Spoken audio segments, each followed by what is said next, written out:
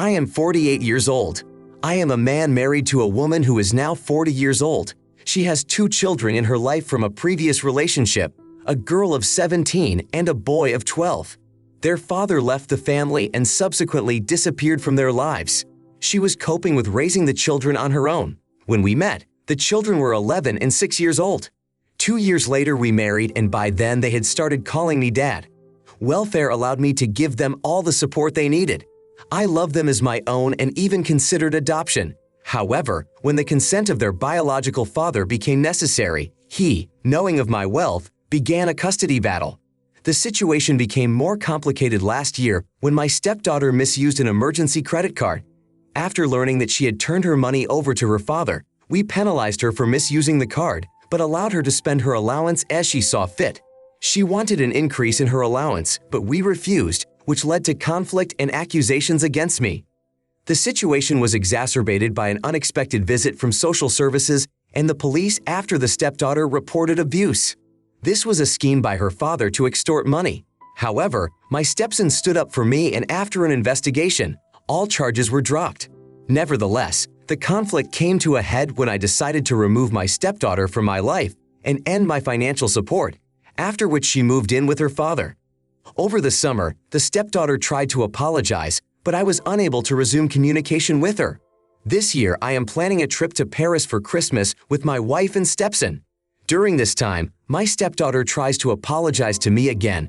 Despite her attempts, I continue to avoid any contact with her. My wife criticizes me for this attitude towards her daughter, considering my actions wrong. On the advice of a lawyer, I contacted the relevant authorities, and the allegations against me were officially refuted. My stepdaughter now lives with her father in an affluent area of the city. He earns a living providing for his family, and she continues her education in public school. This does not mean she is homeless or has dropped out of school. She still keeps in touch with her mother and brother, spending time with them when I am not home, which is quite often. Her mother still supports her financially. I believe that a teenager her age is old enough to distinguish between right and wrong, and to realize how wrong it is to accuse someone of abuse. You really don't deserve to be criticized for your actions when child services got involved. The charges brought against you could have seriously damaged your life, jeopardizing your job, ruining your reputation, and even leading to arrest. The situation is extremely serious, and your refusal to communicate or demand that any encounters be documented is a justified step towards self-defense. Your stress and risk associated with this marriage seems overwhelming. The actions of your wife's daughter and her former spouse have nearly ruined your life, and your wife doesn't seem to recognize the magnitude of the problem, instead blaming you for not taking enough care of your daughter. Your wife's ex-spouse seems to be motivated by a desire to benefit from your welfare, even going so far as to collude with your own daughter.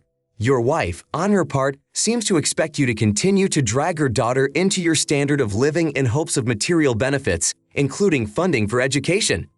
Your response to the allegations and subsequent actions, including expelling your stepdaughter from private school, have been divisive. While some may see this as addressing the root of the problem, others see it as shifting responsibility onto her for her father's actions. The stepdaughter, now on the cusp of adulthood, should understand the consequences of lying and manipulation. However, it seems that any decision you make in this situation is met with criticism. Refusing to forgive her may be perceived as an open door for further manipulation and lies by her and her father. At the same time, any attempts to resolve the situation or change the terms of interaction with the stepdaughter carry the risk of further conflict and misunderstanding in the family. Next story. I am 29 years old and my older sister is 37 years old. Her behavior is troubling as she has shown a propensity for substance abuse and stealing, with family and friends being the most common. Her spouse is also distrustful, and unfortunately their children seem to be following their path. I have made the decision to keep them out of my home, limiting socializing to public places only. When we go out, I am only willing to cover my expenses, nothing more. It's hard for me to understand why my sister is so different from me and our 33-year-old brother.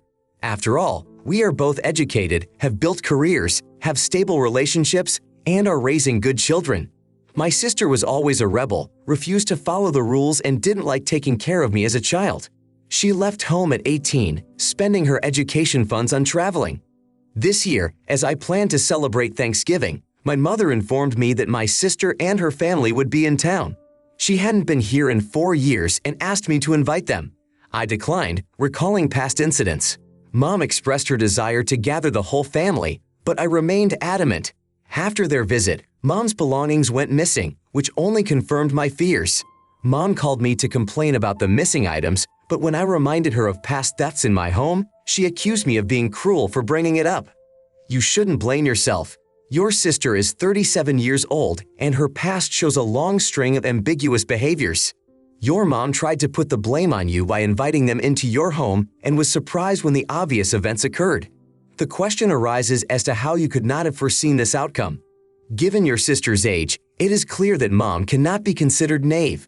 Her desire to bring the family together and see her daughter does not justify ignoring past mistakes. If you made concessions and the situation happened again, Mom would be distraught, probably ready to seek help from law enforcement despite her previous reluctance to admit the obvious. It can be assumed that Mom's attitude toward the situation with her sister reflects underlying problems in parenting, although direct rebuke of her sister is avoided.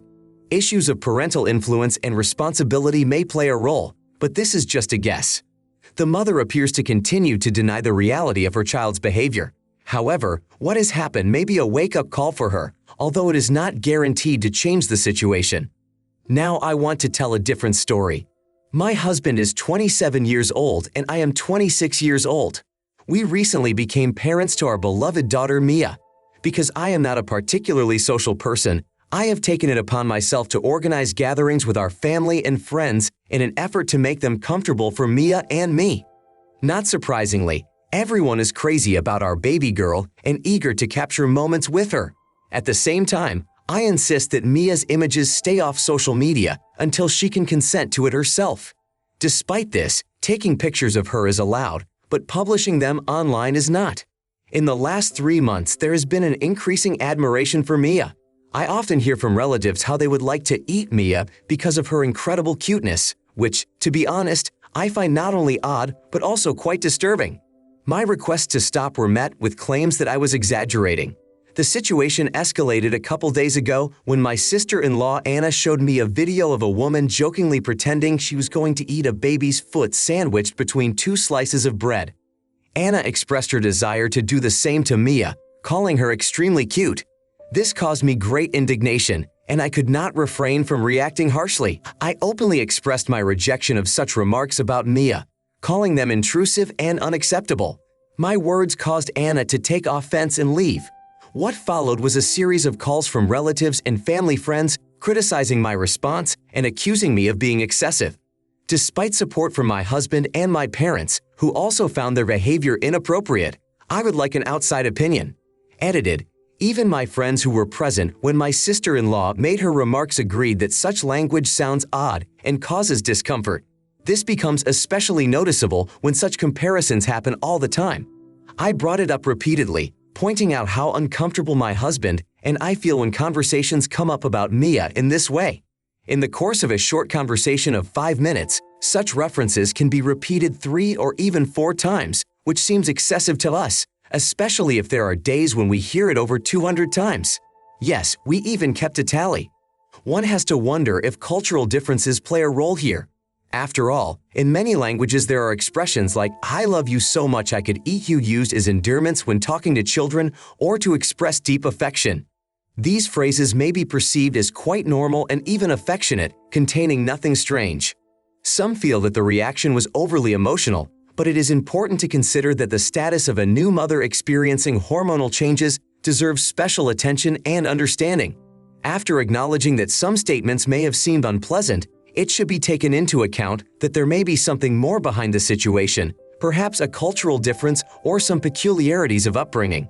The view that boundaries need to be set is generally accepted, but reactions to them can vary, prompting debate about how important this is for the common good. The importance of boundaries is emphasized, although at the same time the question of how setting them can affect relationships within the family and friendship circle is raised.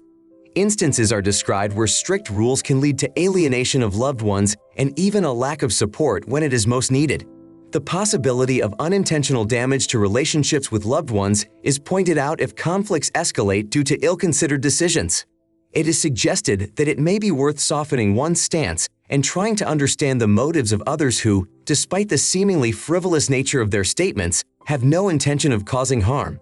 It is argued that their comments are based on admiration and love for the child rather than a desire to harm. Finally, the question of how the different opinions of friends and acquaintances can influence perceptions of a situation is raised, emphasizing the importance of outside opinion and the desire to hear alternative viewpoints in order to make a more objective assessment of what is happening. My next story. At the age of 19, I have made a conscious decision not to engage in intimate relationships, a choice that is not based on moral principles. I want to focus on my university studies, avoiding unnecessary complications. It is important for me to build a relationship with someone I care about and feel completely comfortable with. On the road to intimacy, I have found that some men see it as a challenge while others lose interest. It particularly annoys me when they take pride in their integrity, seeing it as an accomplishment. We have a guy in our circle, let's say his name is Bob, who is dating at the expense of being a roommate of one of our friends. Bob can be nice, but he often behaves inappropriately, especially when it comes to his exploits. He brags about his conquests while condemning girls for their loose behavior. I try to stay away from him. Recently, Bob asked me out on a date. A couple days before, I overheard him talking about another girl he had cut off contact with, explaining her frivolity. After rejecting his proposal, I didn't hold back and mentioned his reputation. He tried to justify himself by stating that I was his dream wife, and that's why he didn't want to date me. My response, pointing out his hypocrisy, set off a storm of emotions and divided our friendship circle into two camps. Some think the situation is funny and deserved, while others resent what I said, even despite his behavior. Oh, unbelievable. You can't be wrong about this situation. My laughing muscles are strained to the breaking point. Bob faced the consequences he fully deserved. Don't let your friends make you think otherwise. In his own words, he came across as disingenuous and prone to exaggeration. His stories always seemed comical, and you didn't embarrass him. You only showed the true face of insolvency by using his own methods. My guess is that the defenders of his act, mostly men, often share similar views, discussing advances in terms of relationships and immersing themselves in podcast ideas a la Andrew Tate and Jordan Peterson. I've met quite a few Bobs I've tried to steer clear of. Those in our company who took his side also chose to distance themselves. This case deserves a separate study in psychology because such behavior is often rooted in insecurity. Your move was great, a real royal move. Keep up the good work. A story that really surprised me. My parents sent me a letter when I was only 6 years old. At that time, my mother was expecting my baby brother to be born. She was 7 months pregnant. Suddenly, she felt sick and went to the hospital for a checkup. The tests revealed that my father had infected her with several STDs during her pregnancy. This discovery came as a shock. My mom's return home was accompanied by conflict with my dad. She was both devastated and frightened by the situation. Sometime later, my brother was safely born, but Mom was never able to leave the hospital due to serious postpartum complications. After learning about the affair, she decided to sever her relationship with my father. My father's family, including his parents, brothers, and sisters, were shocked by his actions and condemned him. When I turned 10, my father started a new life by marrying Kate. Meeting her left me with mixed feelings. She didn't understand why everyone was being so negative about my father, claiming that he was treating her perfectly and deserved forgiveness. She told me that she would try to fix his family's attitude toward him. Kate insisted that the past should stay in the past, but this opinion caused arguments and misunderstandings between us. My father's family was critical of her position. 3 years ago, I learned that my father had once again been unfaithful to Kate. He claimed he was busy dealing with global issues, but neither I nor the rest of the family believed it. He and Kate have 3 children. Although I know my half-brothers and sisters, I do not feel warm feelings for them and do not consider them part of my family. Kate encountered infidelity 2 months ago, which shook her deeply. She soon learned that many of us had long suspected or known about it. Despite her attempts to hold me, I often looked away or went about my business, ignoring her. During Thanksgiving, when we gathered with my father's family, Kate was even more vulnerable because no one showed her any support or sympathy that night. She expressed to me that she relied on my care and support because she considered me part of her family, a stepmother, and the mother of my siblings. However, my reaction was aloof not because of indifference to her. I reminded her of my mom's experiences, emphasizing that her situation, although similar, was less tragic. I expressed the idea that she was not as unique in her experiences as she thought. Her reaction to my words was violent. She accused me of cruelty and declared that I would never see her children again unless I changed my attitude. Her outcry did not elicit an emotional response from me. Kate insisted that I should show more loyalty to her. Restraining myself, I avoided repeating the insults, though I found it difficult to contain my emotions. No one can demand that you become a pillar in someone else's emotional storms, especially given your young age and complicated family history. Your stepmother's expectations of you seem exorbitant. She may want to believe that she can be the exception that can change a person, but this is far from always the case. Your acute reaction, while it may seem harsh, reflects a deeply personal experience. Your mom passed away due to complications from a tragic pregnancy outcome that left an indelible mark on your heart. This explains why returning to a house full of memories of your mom seems impossible. Your grief and lack of communication with your father seems to be due to his past actions that hurt not only you, but the entire family. Kate, in trying to protect her place and belief in changing her father, only reinforces the disconnect.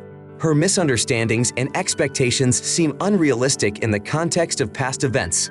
Your determination to stay away from your father and his new family indicates a deep disappointment in him and in those who have tried to justify him. Your words and actions reflect a desire to protect your boundaries and emotional space from further disappointment and pain. This is your personal way of maintaining your sanity under the circumstances.